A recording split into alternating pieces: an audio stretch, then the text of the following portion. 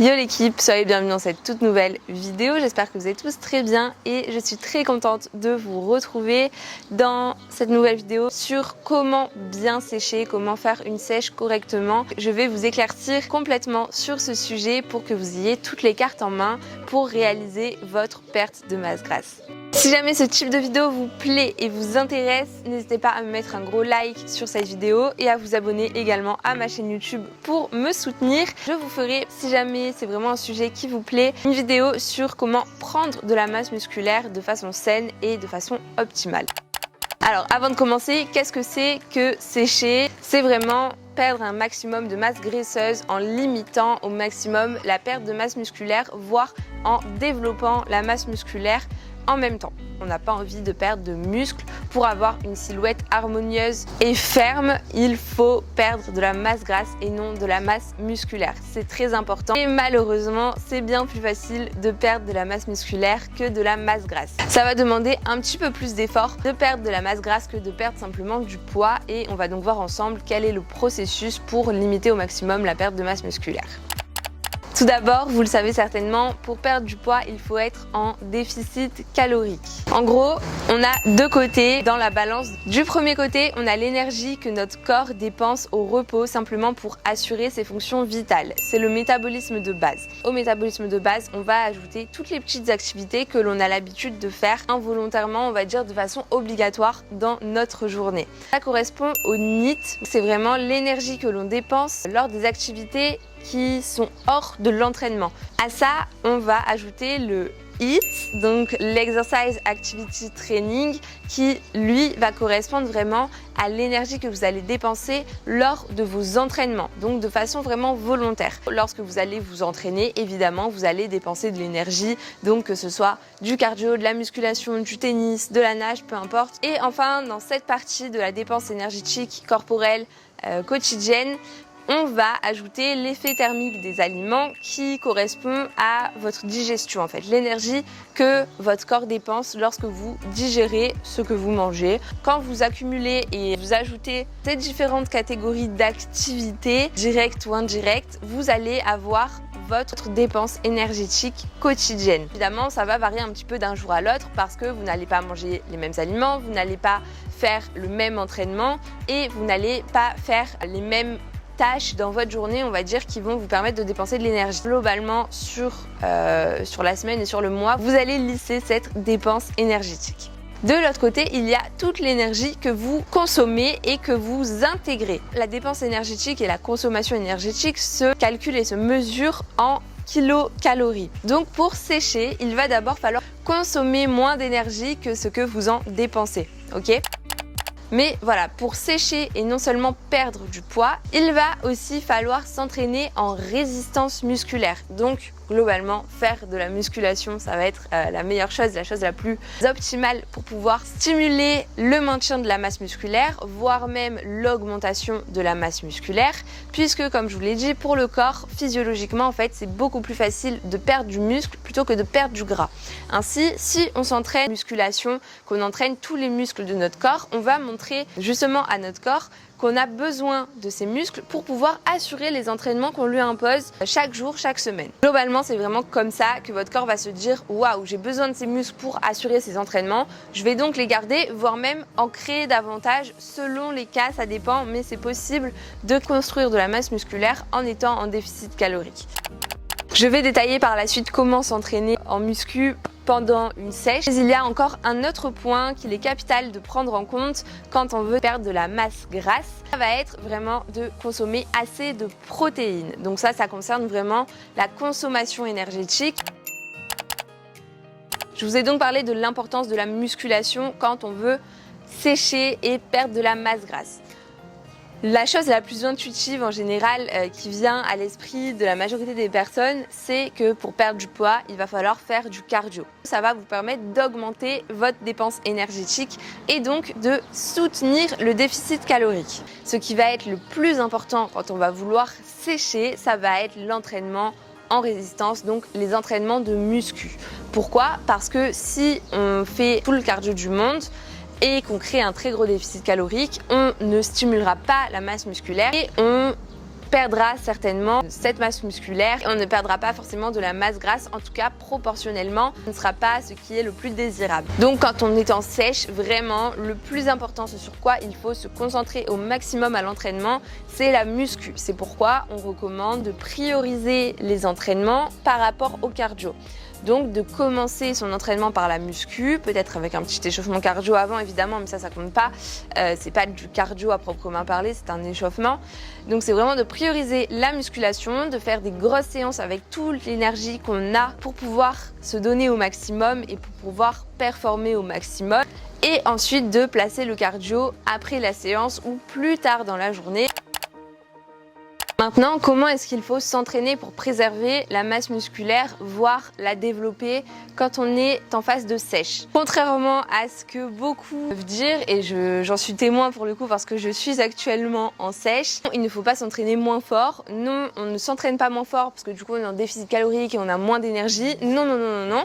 Il faut juste s'entraîner aussi fort, voire encore plus fort que lorsqu'on est en prise de masse ou en maintien. Vraiment à l'entraînement, l'objectif, il faut que ce soit de continuer à performer, de continuer à se surpasser. Et voilà, il faut vraiment donner une bonne raison au corps de préserver la masse musculaire et donc il faut apporter un stress vraiment important pour lui apporter le bon signal. En fait, c'est seulement au bout d'un certain temps et d'un assez long temps que l'on va commencer à être vraiment affaibli par la sèche. Et encore ça dépend vraiment du point auquel on va vouloir pousser la sèche. Et c'est vraiment sur les moments où on va être très affaibli, mais de façon objective, je veux dire vraiment où le corps va être faible, que là il va falloir adapter l'entraînement légèrement. Évidemment, le but ce n'est pas de se blesser, c'est de se préserver au maximum pour pouvoir continuer à s'entraîner. Voilà, il faut quand même donner le maximum en fonction de la forme du jour. Mais pour la majorité des personnes qui veulent perdre du gras pour l'été ou simplement voilà, pour se sentir mieux dans leur physique, on ne va jamais atteindre cette phase-là en fait. En temps normal, je vise les 10 000 pas par jour et ça vraiment de façon quotidienne. Pourquoi? Simplement parce que ça me permet d'augmenter ma dépense énergétique de façon peu stressante pour mon corps et peu fatigante par rapport à une séance de cardio à haute intensité. Donc pour moi, c'est vraiment quelque chose à prendre en compte lorsqu'on veut sécher et perdre de la masse grasse, c'est se fixer un objectif de pas.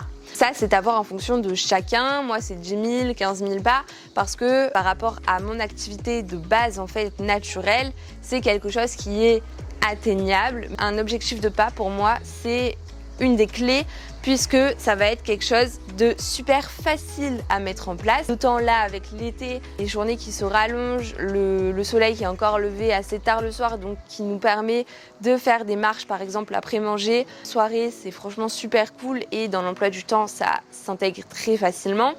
En plus de ça, ça va pas être fatigant du tout parce que de la marche, ce n'est pas fatigant, ce n'est pas très chiant parce que c'est en extérieur, donc c'est quand même agréable d'aller marcher. Personnellement, ça fait du bien moralement, mentalement et voilà, physiquement, ça fait énormément de bien puisque avec juste de la marche, ça va nous permettre d'augmenter notre dépense énergétique et sans trop d'efforts, soit en prise de masse, de garder un body fat, un taux de masse grasse assez correct, assez faible, mais en sèche, d'augmenter la dépense énergétique, de creuser le déficit calorique et ainsi de continuer à perdre de la masse grasse.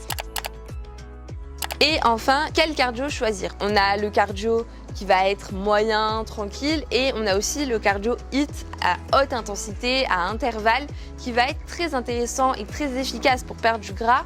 Mais voilà pourquoi est-ce que je ne le conseille pas en priorité et pourquoi est-ce que ce n'est pas personnellement le cardio que je pratique. C'est simplement parce que contrairement à la marche, là pour le coup ça tranche bien, ça va être quelque chose de très stressant pour le corps. En début de sèche, ça peut être ok d'en ajouter 2-3 fois par semaine du cardio HIIT, donc vraiment à très haute intensité où vous faites par exemple 30 secondes d'activité au maximum de votre intensité et vous reposez ensuite 30 secondes et ensuite vous enchaînez ça pendant 10, 15, 20 minutes. En général, c'est des séances qui sont très courtes, les séances de HIIT, parce qu'elles sont très intenses. L'intérêt, c'est que ça va créer une dette d'oxygène. Pendant la séance de HIIT, vous allez brûler un maximum de glucides, donc de glycogène. Même après la séance, vous allez continuer à brûler de l'énergie, du coup plutôt des lipides suite à la dette d'oxygène que vous aurez créée. Donc voilà, c'est très intéressant niveau dépenses énergétiques, mais c'est très stressant pour le corps, à la fois pour les articulations parce que généralement ça se fait pour des activités comme la course, le circuit training, donc avec des impacts. Ça peut aussi se faire sur le vélo. En général, c'est ce que je recommande à mes coachings qui ne sont pas forcément en sèche, du coup, qui ont quand même beaucoup d'énergie et qui ont donc de quoi faire de bons entraînements de muscu et de bons entraînements HIIT par la suite. Je dis ça parce que, pour le coup, je suis en connaissance de cause. La dernière fois que j'ai fait du HIIT, je me suis fait une entorse à la cheville parce que en retombant sur un jumping jack, je me suis tordu la cheville et ça a traîné pendant 2 semaines quand même. Donc, ça entrave à la progression, au maintien de la masse musculaire, étant donné que ça va limiter nos performances à l'entraînement. Et voilà, comme je l'ai dit, le plus important, c'est de se préserver pour continuer à donner un maximum d'énergie à l'entraînement en muscu. Donc voilà, très important de ne pas se blesser sur le cardio, ce serait trop bête. Et en plus de ça, ça va quand même beaucoup stresser le corps par rapport à de la marche qui va être très douce. Et en plus de ça, ça demande beaucoup plus d'investissement psychologique, etc., de faire du HIIT. Donc ce que je recommande et ce que j'applique, c'est simplement de faire du cardio assez long, à moyenne intensité, que l'on va faire plus régulièrement dans la semaine, pas seulement 2-3 fois. Vraiment, ça peut aller jusqu'à tous les jours en réalité, en fonction de quel niveau vous voulez atteindre au niveau de votre sèche. Mais voilà, c'est vraiment le cardio le moins stressant et le plus rentable, on va dire, le plus optimal à mon sens, si on veut sécher en préservant un maximum de masse musculaire et en perdant un maximum de masse grasse. Et c'est ce que je vous recommande, à vous d'essayer, mais à terme, le HIIT, ça ne va pas être quelque chose de durable. On va maintenant parler du pan nutritionnel puisque c'est quelque chose de capital pour pouvoir créer un déficit calorique et consommer assez de protéines, ce qui va être nécessaire à votre perte de masse grasse. Comment savoir qu'on est en déficit calorique? Encore une fois, tout dépend du niveau auquel vous voulez pousser votre sèche, de vos objectifs. Si vous avez un objectif de perte de masse grasse léger ou si vous avez un objectif de compétition, ça va être totalement différent. Si on veut faire une petite perte de masse grasse, on peut faire ça à l'œil et se faire confiance simplement. C'est totalement possible, c'est moins casse-tête, ça demande moins d'investissement, mais les résultats vont être là si on essaye d'être assez carré sur les petites actions que l'on met en place. Pour s'assurer d'être en déficit calorique, il va donc soit falloir connaître sa consommation énergétique, sa consommation calorique de maintien. Dans ce cas-là, on va pouvoir retirer pour la première phase de la sèche entre 100 et 300 calories globalement pour commencer à perdre du poids à ce total calorique de maintien. Pourquoi est-ce qu'on peut se cantonner au départ à 100, voire 200, voire 300 calories? Simplement parce que le moindre petit changement, le moindre déficit calorique va nous faire perdre du poids.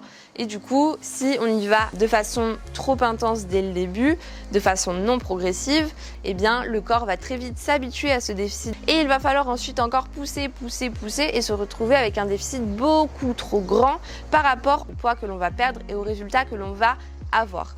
Donc ce n'est pas le plus optimal, ça ne sert à rien, on va perdre beaucoup d'énergie, on va avoir moins de choses à manger dans la journée et nos muscles, notre corps ne sera pas assez nourri pour pouvoir traîner fort, conserver la masse musculaire et pouvoir réfléchir, avoir des fonctions cognitives assez performantes. C'est très important dans une sèche d'essayer de garder l'apport énergétique au plus haut qu'il puisse être.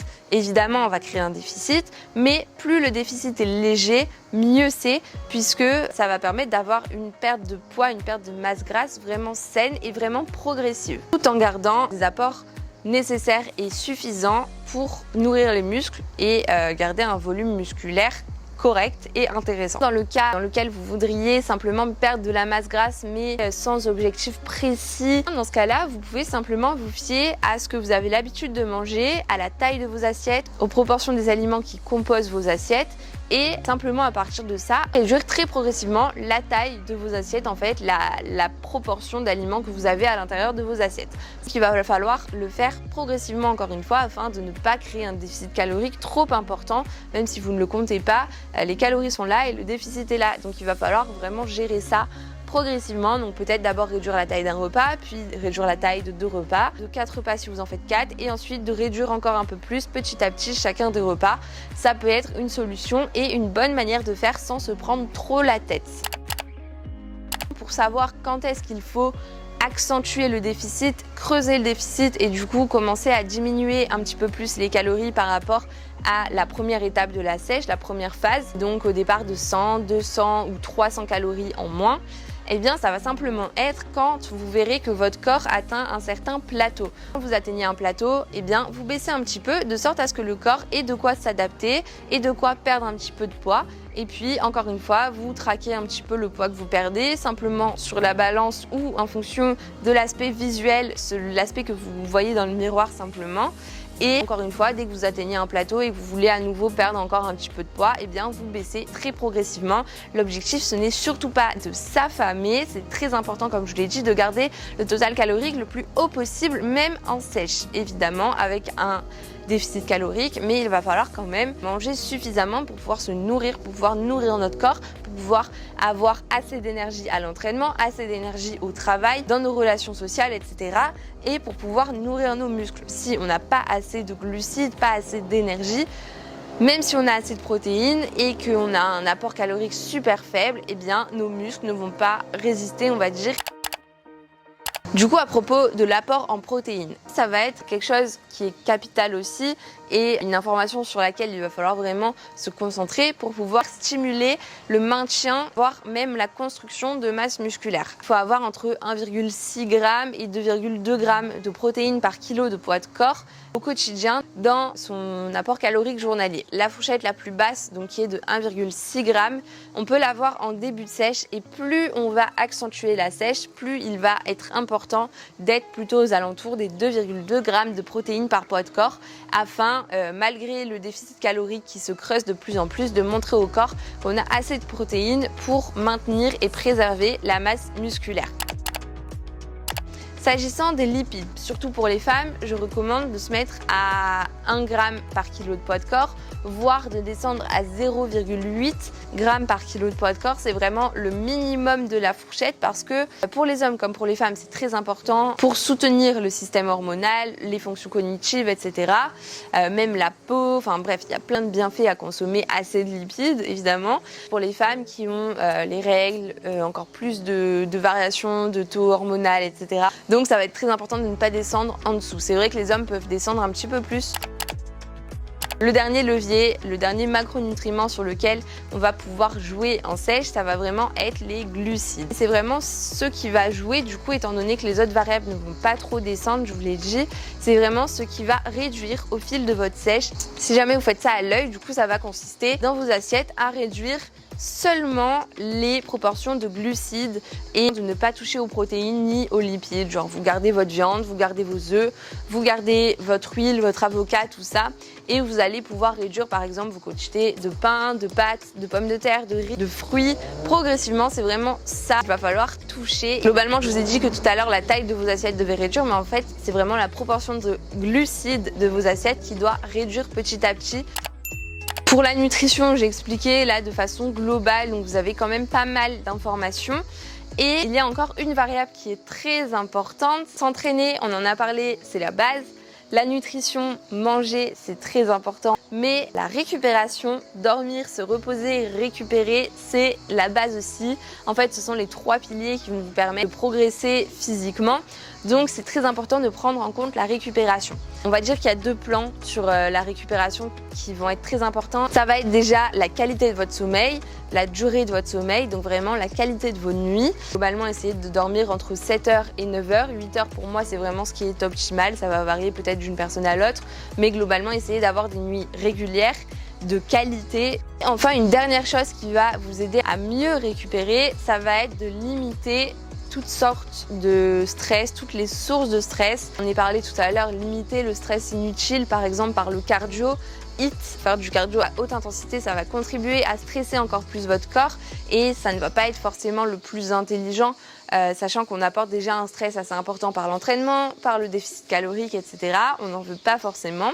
Donc limiter ce stress-là, mais limiter aussi la charge émotionnelle, la charge mentale qu'on a quand on doit faire plein de tâches, etc.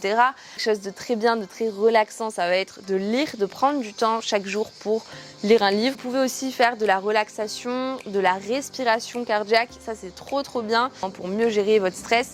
Mais globalement ça va vous aider à récupérer si vous le faites un petit peu tous les jours. Ça dure 5 minutes, enfin ça peut durer plus longtemps, mais si vous mettez déjà 5 minutes de respiration tous les jours, ça va vraiment avoir un bon impact sur votre récupération. Et tout à l'heure je vous parlais d'avoir des objectifs de pas. c'est quelque chose qui contribue à la diminution, à la gestion du stress. Personnellement, le fait de marcher en extérieur, parce que ça n'a rien à voir avec marcher sur un tapis évidemment, je trouve que c'est ultra bénéfique mentalement pour la gestion du stress et pour le bien-être global, donc pour la récupération. Voilà, je pense qu'on a parlé à peu près de tout. Si jamais j'ai oublié des choses, que vous avez des conseils à donner, n'hésitez pas à les mettre en commentaire, comme ça servira à tout le monde. Et si jamais vous avez besoin d'être accompagné dans votre perte de poids ou même dans votre prise de masse, si jamais vous avez regardé cette vidéo par simple curiosité, n'hésitez pas à me contacter en DM sur Instagram pour le moment. Et voilà, moi je travaille sur des programmes personnalisés avec ou sans suivi en fonction de vos objectifs, donc je prends vraiment tout en compte, vos préférences, vos contraintes, votre rythme de vie, etc. pour que le programme vous convienne au mieux et puisse s'intégrer au mieux dans votre quotidien pour avoir les résultats les plus optimaux possibles. Ça me fait vraiment plaisir de travailler avec vous, d'avoir de beaux résultats, etc. C'est vraiment ce que j'aime faire, donc n'hésitez pas à me contacter. Et si jamais cette vidéo vous a plu, n'hésitez pas à me lâcher un gros like et à vous abonner si jamais ce n'est pas encore fait. Ça me soutient énormément, ça m'encourage à créer de nouvelles vidéos. Je vous remercie vraiment pour tout le soutien que vous m'apportez. Moi je vous dis à jeudi prochain comme chaque semaine sur cette chaîne YouTube à 16h. C'était Laurine, je vous fais plein de bisous. Ciao ciao.